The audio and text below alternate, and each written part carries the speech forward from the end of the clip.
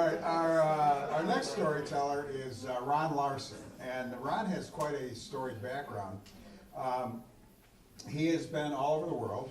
He photographed the Mujahideen in Afghanistan, served as an embedded print reporter in Iraq, traveled to Libya during the revolt against Gaddafi, and to Aleppo, Syria.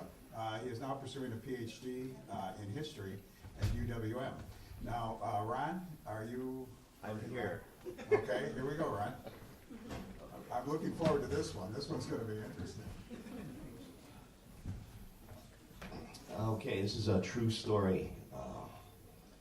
I have a propensity to go to conflict zones. You kind of read some of them. I've been to 4 different conflict zones in my life. So as you know, I went to Afghanistan in the 80s.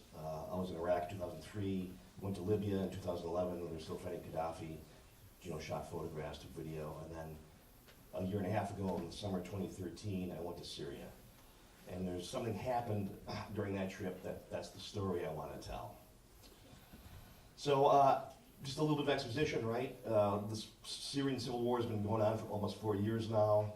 You have these various groups trying to overthrow the dictator, Bashar al-Assad. And they range from kind of more moderate, secular people like the Free Syria Army, which those are the guys I spent time with and that the U.S. government can't seem to find. And then you also have moderate Islamic groups, the Islamic Front. And you also have Al-Qaeda, right, is there. And then, of course, a group that was at the time called the Islamic State of Iraq and Syria, or ISIS, or they were also called the Islamic State of Iraq and the Levant. And the Levant is like an old, kind of archaic term for that part of the world. And that's what State Department calls them. They now call themselves ISIS, right? So anyhow, in the last spring, or the spring of 2013, I decided that I wanted to go to Syria and see what was going on there. So I made contact with some fixers via Facebook. And fixers are people who, they make everything possible for journalists or aid workers, you know what I mean? So when you go to these foreign countries, they're usually locals, and they provide transportation, lodging, food, security. And if you, as a reporter, if you're like, okay, I want to do a story on this medical clinic or whatever, then they make that possible. If you say, I want to go to the front line tomorrow, they make it possible. So the fixtures that I had there in Syria were 2 of the best. The Times of London used them, Amnesty International used them, and there were 2 guys who were partners, Mahmoud and a guy named Suhaib, which was his nickname. His real name was Aref Sedan, and he was the one who was with me. And I'll tell you more about him later. But, well, actually, he was in his 30s, I'll tell you now. He was in his 30s, and he had been in the Syrian army. His English was very good, a very funny guy. We spent a lot of time laughing. And he used the pseudonym. Suhaib is a pseudonym. There's a lot of people there that use pseudonyms because, for safety reasons, like their family members are on the opposite side of the line, so they don't want to endanger them, or you know what I mean? It's like nom de guerre. So anyhow, in June of 2013, I went to Syria. Flew to Turkey, crossed the border after some misadventures, made contact with my fixers at the border. They picked me up, they drove me into Aleppo, and spent 2 weeks there. I had gone, Aleppo is the second largest city in it's Syria, and it's divided by the fighting. The regime holds half of it, and the rebels hold half of it, and it's urban warfare, So I went to the front line twice during my time there in the city, but a lot of the fighting was taking place in the countryside, and I told my fixers that I wanted to go to the countryside and see what was going on there. They're like, okay. So on July 6th, there was a Free Syria Army fighter who was going back to join his unit, and he knew my fixers. They were friends, and so we accompanied him theoretically, back to his unit. So we got in his car. I'm in the passenger seat. He's driving. My fixer Suhaib was in the back seat, And the geography of the battlefield is such that where we wanted to go was about 10 kilometers, as the crow flies. But because the city's cut in half and so on, we had to go like around, and we had to drive 70 kilometers to get where we wanted to go, about 3 hours. So, okay, so we're doing that, and after about 2 hours into the, on these dirt country roads, we came across a wounded Free Syria Army fighter, and we decided to pick him up and take him to this medical clinic, and we did. And I'm sitting there with Suhaib, and he tells me that the Free Syria Army guy is asking directions, from the medical clinic. Apparently, he couldn't find his unit. He didn't know where his unit was because the front line had moved, a lot. And so apparently they gave him directions, and we, got back in the car after tea. We drank tea, got back in the car, and started driving. About 10 minutes later or so, we go around this corner, and we're on this road, and I see there's an overpass, and with about 12 armed men. It's a checkpoint, and there's checkpoints all over the place there, right? And at the top, oh, you know what? Oh, I have a show and tell, and I'm so nervous I forgot to bring it up. Boy, I have something to show. I have a briefcase there, Aurora. See my briefcase? It's right on the chair next to me. Right there. Could you bring it up, please? All right. It'll be worth it. Well, I hope so. Thank you. So we get stopped at this checkpoint, and this is what I see flying at the top of the overpass.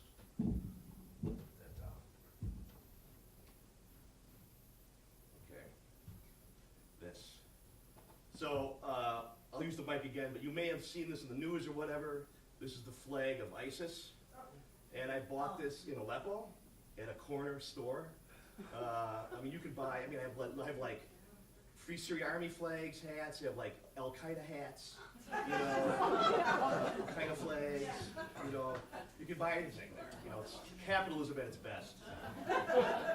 So I see that flag flying, and I know what it means, but it doesn't necessarily mean trouble because this flag happened to be flying over a lot of places, and sometimes there'd be checkpoints that would be manned by like the Free Syria Army and Al Qaeda or other groups, and they'd fly both flags, and But so we stopped, and this I'm passenger seat. I roll my windows down. This big ugly guy leans in with a beard, starts talking to the Free Syria Army guy who's driving.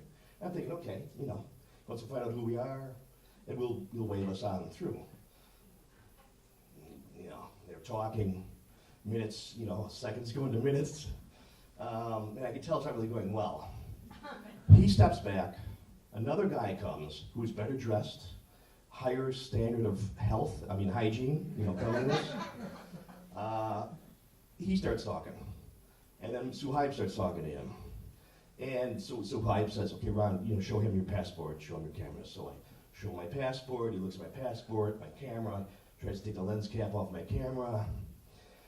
They're talking, and then Suhaib says, okay, Ron, we have to get out of the car. Okay. So Suhaib and I get out of the car, the Free Syria Army guy drives off. Okay. And I'm like, oh. Okay, I guess he's going to go find his unit. I'm sure he'll be back. So I'm standing there with the big ugly guy next to me, and again, there's other guys, you get Kalashnikovs, they're all fighters. And Suhaib and the better dressed guy step to the side. They come back, and so I'm standing here. That checkpoint commander was here. It turns out he was the checkpoint commander, and Suhaib is in front of me. And Suhaib says, "Okay, Ron, the commander would like to ask you some questions." Like, okay. So via Suhaib interpreting, the commander asked me, "Do I think of death?" I'm like, and I really don't think of death that much. So, and I'm, trying to remain calm, like, no. Do I believe in God? Now, again, I don't know what the real, I don't know what the deal is. You know what I mean? I believe in something transcendent, but I know that I've been in that part of the world enough where, when generally speaking, when you're in that part of the world and somebody asks you, do you believe in God? You say yes. And no, and that's good, So I said, yes. Okay. Do I know when I'll die? And I was in a men's group in California in the 90s, and I was like, you learn how to speak from your center, and remain calm, and I'm trying to be nonchalant, and I'm like, no, I'm not God. Good answer, I thought. Okay. Are you a Christian? Now again, I was raised, Catholic, but I'm not really a Christian, again, to me it's more complicated than that. But again, in that part of the world, I mean, when a Muslim person asks, 99.9% of Muslims have no problems with Christians, you know what I mean? And so I kind of learned that when they ask you if you're a Christian, you say, yeah, I'm a Christian. And they're cool with that, and that's fine, So I said, yes, I'm a Christian. He went off, the commander went off, Christians are fakir. Fakir means unbeliever, right? And he starts going off, and so I was translating, and so I was saying, Christianity is false. There's one God, not three. He's talking about the Trinity. God the Father, the Son, the Holy Ghost. This is false. There's only one God. Blah blah blah. And I'm like, yes, I understand. And again, I was Catholic grade school, Catholic high school. I never got the Trinity. You know what I mean? And so I'm not going to debate with him about something I don't really believe in. And so, but yes, I understand. Okay, so he calms down. They walk away. Okay, I'm standing now again with the big ugly guy. I'm standing there. Pickup truck comes up, like a white, I don't know, white pickup truck. There's a driver, a sitting young guy. He's kind of light complected, a little bit of growth, not much. Stops and he speaks to me in English. Like, who are you? I'm like, I'm an American journalist. He goes, all Muslims hate Americans. You know this. Yes, I know. And I said, yes, I know. In Aleppo, it's actually true. We would tell, if we were some of the more radical Islamist fighters, they would kind of ask where I was from, and my fixer would say, I was from Canada. And remember the 80s? You backpack through Europe and say you're from Canada. And so we actually did that a couple times. And so yes, we tell people in Aleppo I'm from Canada. And he goes, oh, I'm from Canada. Like, oh really? Parlez-vous français? Oui, très bien. Start speaking French to me, Now, again, in college I went from a B to a C to a D in French, But I knew it was French. And I would start speaking English again, and he goes, this place is very dangerous for you. These men will kill you. I said, yes, I understand that. Thank you very much. Yeah. And, and he said, he warned me again. Thank you very much. He says, well, okay, so he drives off. The commander and Suhaib come back. The big ugly guy kind of steps away. And Suhaib says, okay, Ron, now listen, the commander is going to say some things, and just repeat what he says. Okay. Now, I took Arabic 101 in grad school, and whatever, so I can, I know a little Arabic, I can pronounce it a little bit, but can't really speak Arabic. So now Suhaib's here, I'm here, the commander's here, and he starts he starts saying stuff in Arabic, and it's like Simon says, and so I start repeating it. I repeat it. And what it was what you say when you become a Muslim. So what he was saying was, I witnessed, in Arabic, I witnessed there is no God but God. I witnessed that Muhammad is the prophet of God, and so on. So I would say something, I'd kind of blow it a little bit, chuckle. He would very calmly say it over. I would say it, we finally, after a minute or two, get through it. And then Suhaib says, okay, Ron, now listen, he's going to speak to you, just listen. Okay. So in like a half singing, half chanting thing, the commander started half singing, half chanting something. And again, it was apparently something, I find this out later, from Suhaib, it was a verse from the Quran that you say when you convert somebody to Islam, right? so he stops, and then Suhaib says, so Ron, how do you feel? And I said, tell the commander he sings beautifully. Swear to God. Okay, all right. So they kind of, the Free Syria Army guy comes back in the car. And he goes, you found this unit. You found this unit. But there was a sniper who was zeroed in on the road, and so his commander said, you can't bring the American journalist here. It's too dangerous. So we have to go back to Aleppo. I'm like, oh, okay, all right. So they said their goodbyes. The Suhaib, the commander, said their goodbyes, said goodbye. We got in the car and went back to Aleppo. My final line in the short story is, I didn't make it to the front that day.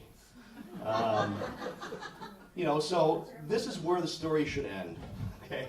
And I'm really glad you all laughed because a lot of funny stuff, it happened, and I loved Suhaib.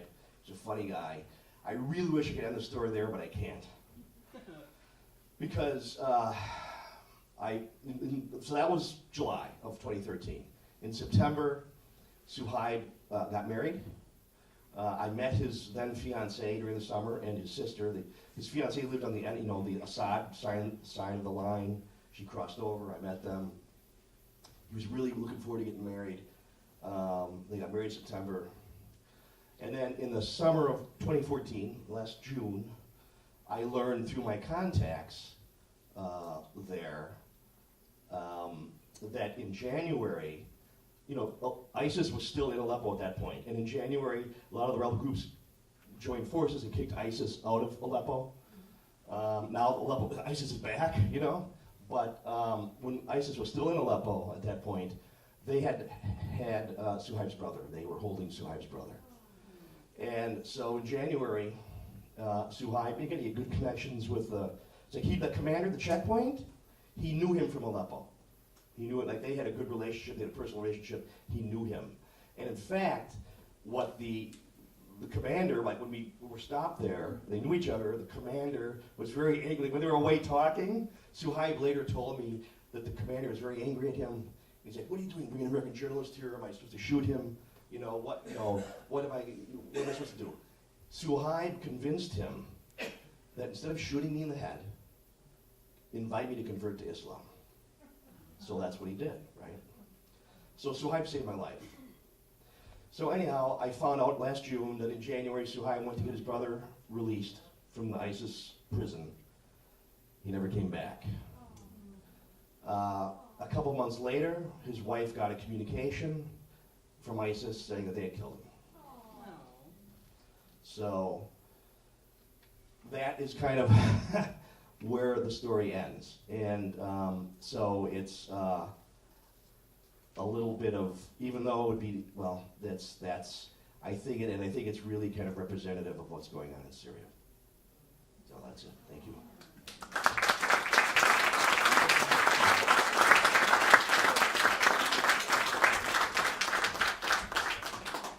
Ron, thank you very much for that. I think that brings home some of the things you read in the paper to bring it that close.